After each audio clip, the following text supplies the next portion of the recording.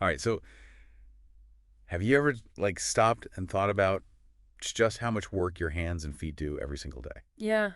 Actually, I do think about that more than the average person. Really? I do. I think it's because my background, in like movement and things like that. But yeah, you're totally right. I mean, your hands are constantly going, whether you're typing, working with them, doing like creative things. Right, holding things, cooking, picking things up. Yeah, and then your feet are carrying you around all day long. Yeah, they are, and they rarely get the appreciation they deserve. Definitely not. It's funny how we often neglect the things that are so essential to our daily functioning. It really is. And, on that note, you sent me this really cool guide about creating a hand and foot care routine, Hmm. and I thought it would be perfect to kind of dig into today. Yeah, that's a good one. I think a lot of people could benefit from having a more mindful approach to caring for their hands and feet. Absolutely. And it doesn't need to be complicated either. That's what I liked about this. It's all about creating a simple daily routine that you can do at home. Yeah, exactly. Like making it accessible and sustainable for everyday life. Right. So our goal today is to go through this guide and kind of pull out the most practical tips and takeaways that people can actually start implementing right away. Sounds great. So one of the things that really stood out to me in this guide is that it's not just about the aesthetics like having pretty hands and feet. It's actually about the long-term health of your hands and feet. That's such an important point. It's about preventing things like dry, cracked, skin-soothing aches and pains, and just generally taking care of them so they can continue to serve us well for years to come. Right, because if you think about it, if your hands and feet aren't in good shape, Yeah. it can affect your mobility, your comfort level, your overall health. Exactly. It can have a ripple effect. And the guide actually breaks down the care into a morning routine and an evening routine, which I thought was really smart. Makes sense, right? Kind of bookending your day with a little self-care for your hands and feet. Exactly. So let's start with the morning routine, was the first thing they recommend. So the first step is all about gentle cleansing. Okay. They emphasize using lukewarm water and a mild pH balanced cleanser.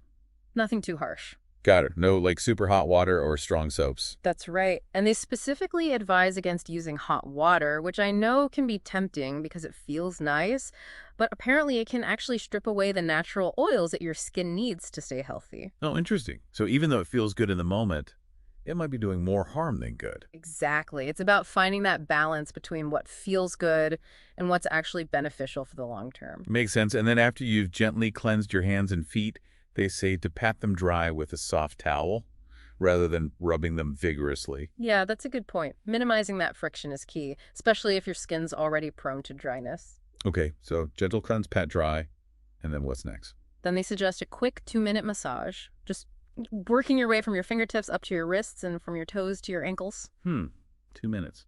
Hmm. That doesn't sound like a lot, but Uh, I guess every little bit helps, right?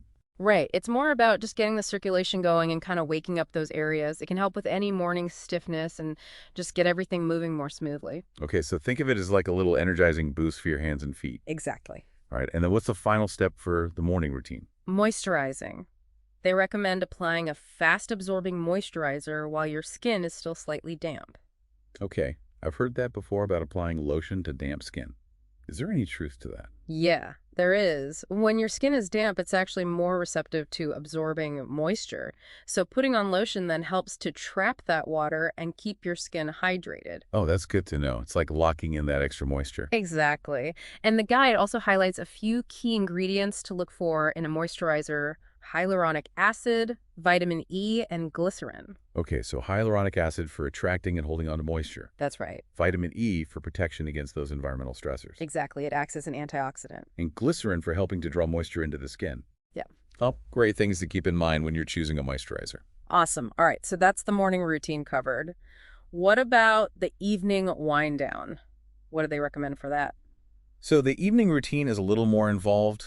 It's all about giving your hands and feet some extra TLC after a long day. Sounds nice. I like the sound of that. They start with what they call a deep cleansing ritual. Okay. Mm. So more than just a quick rinse in the shower. Exactly. They suggest using a gentle exfoliating scrub a couple of times a week to remove dead skin cells. Yeah, I know. I definitely need that, especially for my feet. Yeah, me too. And they specifically mention using a pumice stone on rough areas like the heels. Ah, yes, the trusty pumice stone. It's a classic for a reason. It really helps to smooth out those calluses. Okay, so exfoliate with a scrub and a pumice stone. And then what? And then they recommend doing an intensive treatment once or twice a week. Oh, I like where this is going. This involves soaking your feet in warm water with Epsom salts for about 10 minutes.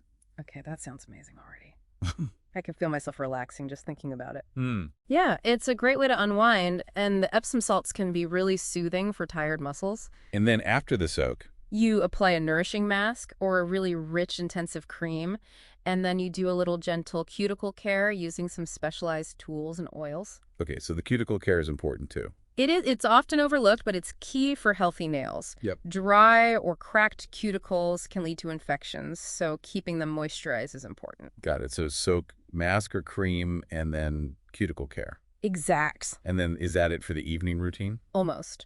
The final step is what they call the overnight moisture lock. Okay, tell me more about that. So after you've done all the other steps, you apply a rich cream or balm right before bed. And for extra dry feet, they recommend putting on a pair of cotton socks to really seal in that moisture overnight. Ah, yes, the sock trick. I've heard of that. Yeah. It's like giving your feet their own little sleeping bag of moisture. Exactly. And for hands, they suggest using moisturizing gloves once a week if they tend to get really dry. Okay, so it's all about creating that kind of occlusive environment to maximize the benefits of the moisturizer. That's right. All right, now one thing I really appreciated about this guide is that it talks about adjusting your routine based on the season. Yeah, that's super smart because our skin's needs change throughout the year, just like our wardrobe does. Exactly. So what do they say about winter care? Well, in winter, it's all about combating that dry, cold air. So they recommend using richer, more emollient creams. Okay, so something thicker and more protective. Exactly, and maybe increasing the frequency of those intensive treatments. Makes sense. And what about keeping hand cream handy at all times? Oh, yeah, that's crucial. Keep it on your desk, in your bag, by your bed, everywhere you might need it. Definitely a good reminder. And they also mention using a humidifier. Yeah, that can make a big difference in adding moisture back into the air, especially if you have indoor heating. Right, because that dry heat can really zap the moisture out of your skin. It definitely can. Okay, and then switching gears to summer, what are their recommendations for that? So in summer, it's kind of the opposite. You want to use lighter, non-greasy moisturizers. Okay, so something that won't feel heavy or sticky in the heat. Exactly. And this is a big one. They really emphasize applying sunscreen to your hands and feet, especially if you're wearing sandals. Oh, that's a good point. I honestly don't think I've ever put sunscreen on my feet.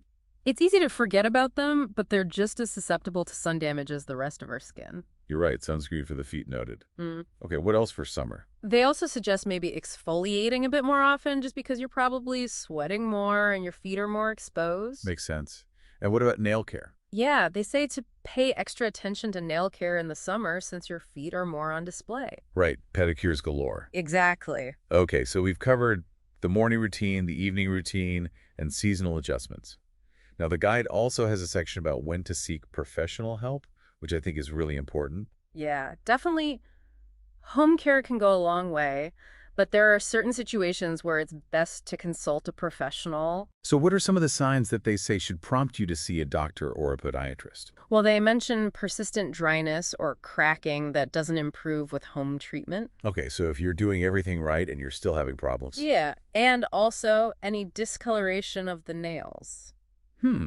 That sounds like something to definitely get checked out. Yeah, it could be a sign of something more serious. And what about recurring fungal issues? Yeah, that's another one that might require professional intervention. And what about those really deep calluses that just don't seem to budge? Yeah, if they're not responding to your regular pumice stone routine, it's probably a good idea to see a podiatrist. That makes sense.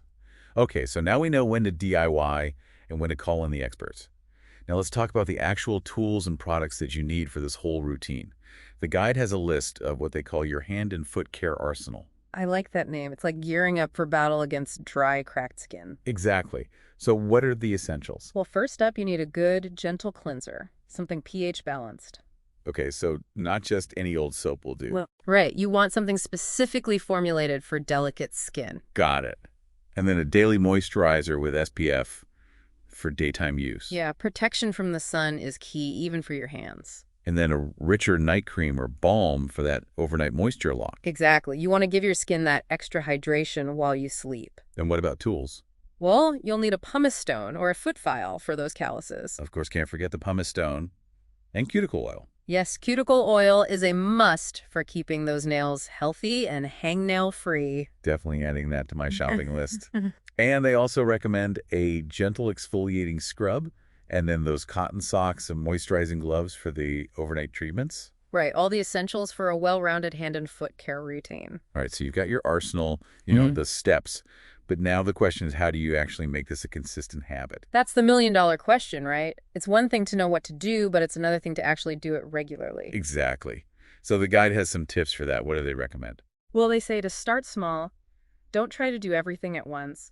Just pick one or two things to focus on and gradually build from there. Okay, so baby steps. Exactly. And they also suggest setting reminders, which I find really helpful. Oh, yeah, me too. I'm all about those phone reminders. And another really practical tip is to keep your products in convenient locations. Oh, that's such a good point. If your hand cream is buried in a drawer, you're less likely to use it. Exactly. Make it easy for yourself. And they also say that even a simple routine done consistently is better than a more elaborate routine that you only do sporadically. That's so true. Consistency is key. It's about building those long-term habits. The guide also has a really helpful FAQ section.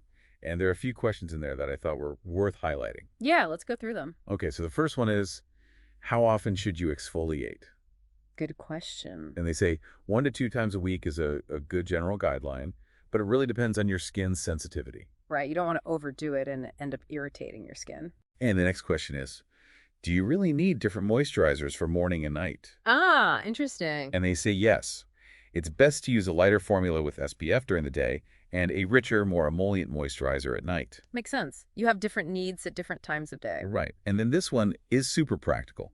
What's the best way to prevent calluses? I'm all ears. So they say it's a combination of things. Regular pumice stone, use consistent moisturizing, wearing properly fitting shoes, and addressing any areas of friction. So it's a multi-pronged approach. Exactly. And then here's one that I think a lot of people can relate to. Why do my feet still get so dry even when I moisturize? That's a common complaint. And they give a whole list of possible reasons. Hot showers, harsh soaps, not moisturizing, right after bathing, environmental factors, dehydration, and even some medical conditions. Wow, so it could be any number of things. It could. And then another good one, is cuticle oil really necessary, or is hand cream enough? Good question. And they say cuticle oil is beneficial because it provides targeted nourishment to the cuticles and the skin around your nails, which is something that regular hand cream doesn't necessarily do. Okay, so it's that extra step for optimal nail health. Exactly. And finally, how can you protect your hands from premature aging? That's an important one. So they say to use SPF wear gloves when doing chores that expose your hands to harsh chemicals, and consider anti-aging hand treatments with ingredients like retinoids. Okay, so similar to what we do for our faces. Exactly. Well, wow, this has been a really informative deep dive into the world of hand and foot care. It has. It's amazing how much we learned from just one little guide. I know, right? Yeah. And it really highlights the fact that taking care of our hands and feet is not just about vanity. It's about overall health and well-being. Absolutely. It's about appreciating these amazing parts of our bodies that do so much for us. So to wrap things up, Right. what would you say is the biggest takeaway for our listeners?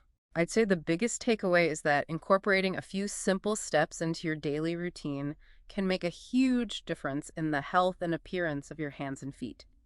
And it's never too late to start. Couldn't agree more. So as you're listening to this, think about just one small change you can make today.